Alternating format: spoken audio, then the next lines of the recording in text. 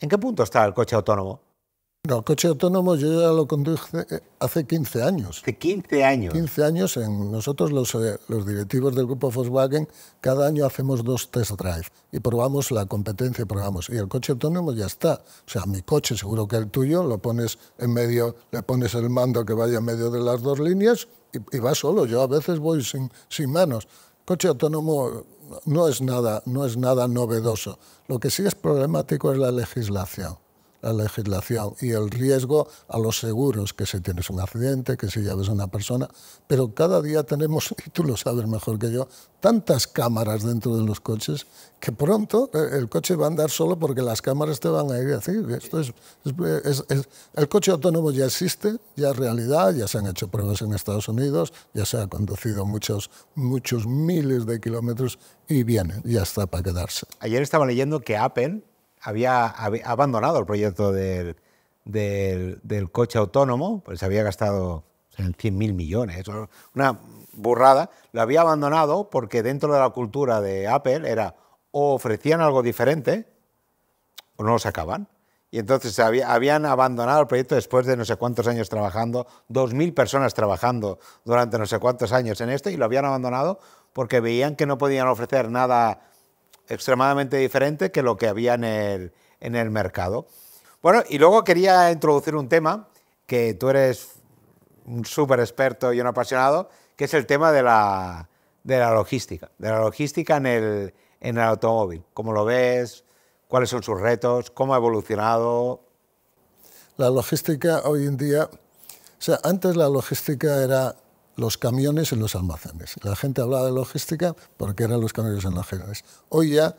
Ahora ya hablan de la supply chain y ya más cosas. Ya hay un cambio superior incluso a la supply chain. La logística hoy en día es la que manda en las empresas, la que define los costes de las empresas y dice dónde se tiene que fabricar una cosa u otra. Hoy en día, pues tú tienes el inbound, ¿no? Te vienen los materiales, lo preparas y lo exportas. Pero lo que hay antes de todo eso es logístico.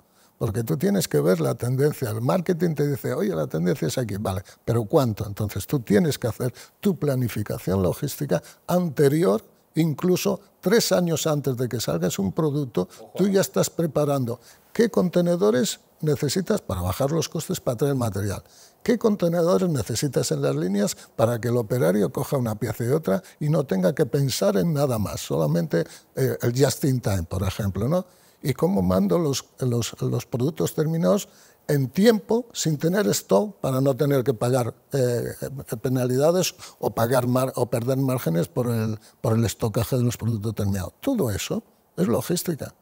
Hoy en día, mira, empezó Coca-Cola, que me encantó.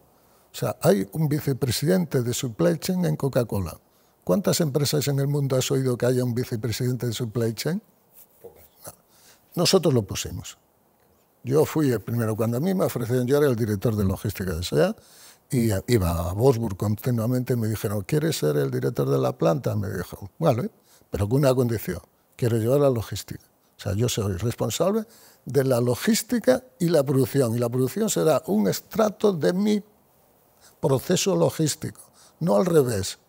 No puede mandar la producción sobre la logística, es al revés. Porque si tengo que parar porque tengo stock, el que manda es la logística, que dice cómo se tiene que hacer, cuándo y tal. Y todos los convenios colectivos, todos los hacía yo, pero por la logística. Cuando sabía que iba a haber un problema, decía, planifico, y todo eso es logística. Con lo cual, ahora ya la logística está, esa palabra, como decíamos, ya es supply, porque pasa más por ahí, porque además tienes retos importantes, ¿no? Te viene un volcán de Islandia que echa humo y los aviones no pueden pasarlo y tienes que cambiar inmediatamente y no sé cómo, pues hacer eso. ¿Cuántos materiales hemos traído en avión para evitar ese flujo con unos costes? Pues como si tú tienes unas cadenas globales logísticas, puedes atacar los problemas de una forma distinta. Lo cual a mí que me apasiona la logística. Es más, es algo que puse en Barcelona, en la Universidad de Girona, con la Escuela del Mediterráneo, hicimos el primer los primeros máster y los primeros estudios de logística en España. O sea, hay 3 cursos ahora de logística para preparar a la gente en la logística, pero en los distintos procesos: planificación de producción, planificación de ventas, planificación logística. Todo eso, es que la planificación es fundamental. Y eso no se ve. Se ven los camiones, los almacenes, pero no se ve todo lo demás. Estoy 1000 por 1000 de acuerdo contigo. Es que al final, no podría estar más de acuerdo contigo. La logística es todo. O sea, al final es desde que nace. El otro día hablaba con un fabricante que me decía que, por ejemplo, habían tenido un error conceptual en el diseño del producto. Y era por no haber tenido en cuenta el tema de logística, y a la hora de fabricar el producto era muy manual, no podían automatizar, depende de qué cosas, porque había una serie de aspectos que no habían tenido en cuenta. Sí, sí, es absolutamente de acuerdo. Cuando tú decías algo disruptivo, nosotros dijimos en SEA, y empezamos en SEA, a decir, cuando vamos a desarrollar un proyecto, un producto, un coche, que se empiezan 3 o 4 años antes, nuestros ingenieros logísticos están con vuestros ingenieros definiendo qué pieza, qué contenedor para esa pieza, cómo lo transporto y cómo lo llevo y cómo ahorro. Porque si tú lo haces al revés, al final de la cadena, ya no puedes hacer nada. No puedes hacer nada. Todos son costes innecesarios, desechos, sobrantes, y no puedes trabajar. Pero cuando tú lo haces con los ingenieros, y se hace el famoso team building, trabajar grupos de ingenieros que trabajen el proceso, el desarrollo y la logística. Y los 3 juntos, proceso, desarrollo y logística, hacen que las cosas funcionen mejor y que los productos salgan mejor y con un precio importante. Porque además en el automóvil todo va de margen, ¿eh? Todo va de margen. Trabaja a margen súper bajo, todo va de margen, ¿eh? Bueno, yo casi perdí el Q3 por 0,5 céntimos. Por 0,5, pero claro, son tantos miles de coches y miles de piezas, y yo tuve que pelear cómo bajaba ese 0,5 céntimos. 0,5 céntimos. Sí, sí. Hay una cosa que a mí siempre me ha apasionado. ¿Puedes explicar así de manera breve y tal? ¿Cuál es el proceso? O sea, hay una cosa que a mí me apasiona mucho desde cómo nace el proceso, desde que nace el proceso de voy a fabricar este coche hasta que realmente lo lanzas. ¿Cuál es el proceso? Bueno, esto es muy largo de contar, pero bueno, lo vamos a hacer corto. O sea, se define que se va a hacer un proyecto, un producto. Entonces se juntan los distintos teams, lo que nosotros llamamos distintos teams, y empieza a desarrollarse. Se hace una maqueta del coche, los de diseño empiezan a diseñar el coche, lo hacen en una, como diríamos, en papel piedra o en pastelina, porque se va modelando. Porque es muy importante también por la entrada del aire, la salida del aire, por donde pasan, donde entra el aire para refrigerar, para los famosos túneles de viento para ver dónde entra el viento, pero a la vez los radios de las piezas para poderlas estampar y que no haya roturas.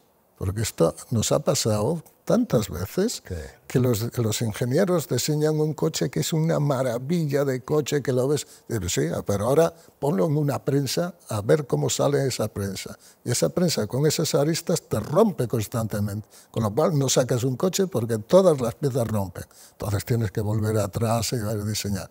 Y eso lo evitamos con el proceso. El proceso es muy largo, son 3 años. 3 años. 3 años, tranquilamente, desde que se empieza.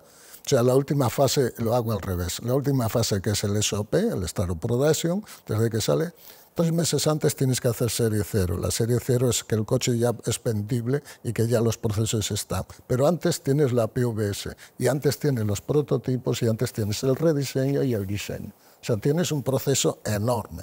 Y ahí tienes todos los equipos trabajando en simultáneo en engineering, que decíamos nosotros, todos los ingenieros de las distintas áreas trabajando en simultáneo en engineering para poder desarrollar todo eso.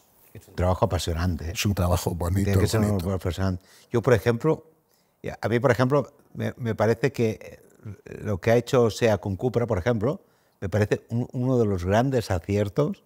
O sea, es que tú ves el coche del Cupra y le han buscado un segmento tan nuevo, un diseño precioso, es un coche maravilloso. A mí me encantan las líneas, nosotros tenemos varios aquí y es una maravilla. Yo tengo uno también. Sí, es una maravilla, lo han hecho tan bien, y luego son los coches que más margen da dentro del grupo. Es verdad. Bueno, Juan Ramón, para acabar, ¿qué consejos darías a la gente joven que empieza en la industria automotriz, que fabricación, logística? ¿Qué consejos les darías desde tu experiencia? Lo primero, que fracasen. Sí. Que fracasen. Tienen que aprender de los fracasos, porque a todos nos gusta enseñar o decir, yo lo haría así, pero si no fracasas no aprendes. Y otra cosa importante, ya te lo comenté, David, yo les haría que empiecen una formación profesional, que pasen por las fábricas, porque la formación profesional, aparte de que te da una forma distinta de ver los enfoques, el enfoque de la vida, también, aparte de que te consigues dinero antes que con un estudio superior, pero si haces la formación profesional dual, vas a las empresas, que esto es lo que hacíamos en SEA. O sea, nosotros tenemos una escuela en Barcelona que salían con 2 titulaciones, alemana y española. O sea, que ellos sí podían trabajar en Alemania tranquilamente, formación reglada en alemán. Y estudiaban alemán o inglés, hay de las 2 cosas. Pero lo que hacían es que cada verano, cuando terminaban el curso, se iban a SEAT a trabajar un mes y ahí aprendían y ahí sabían lo que era trabajo en equipo, que es muy importante. Ahora los jóvenes, lo veo en mis nietos, yo no les dejo estar tanto tiempo con las maquinillas. Yo lo que quiero es que vayan a fútbol, que vayan a lo que sea, taekwondo, lo que sea, y que empiecen a ver, y les pongo, que a mí me encanta, yo fui jugador de rugby. Y jugué en la selección española de rugby. Ojo, eres una caja de sorpresas, ¿eh? Y me encanta el espíritu del rugby. Es que el rugby es un deporte. A día de hoy, mi hija tiene su mejor amiga, juega en la selección española de rugby. Sí, no. Y el espíritu del rugby es increíble. O sea, ¿cómo puede ser un deporte tan noble? ¿No? Lo del tercer tiempo, ¿no? ¿Cómo puede ser tan noble habiéndose repartido? Vamos. Sí. Pero fíjate una cosa, lo que decíamos del orden y de la disciplina, ¿no? Nadie le protesta al árbitro y se puede equivocar, pero nadie le dice nada. El árbitro es el rey. Ahí nadie protesta, no como en el fútbol que se tiran, que se engañan, que no sé qué. No, en el rugby el árbitro es el que decide y toma, y lo aceptan 100%, no hay ninguna reclamación. Nadie se enfrenta con el árbitro como aquí que lo rodea, ¿no? En el fútbol, no. Y yo creo que ese es el espíritu que yo intento transmitir a mis hijos.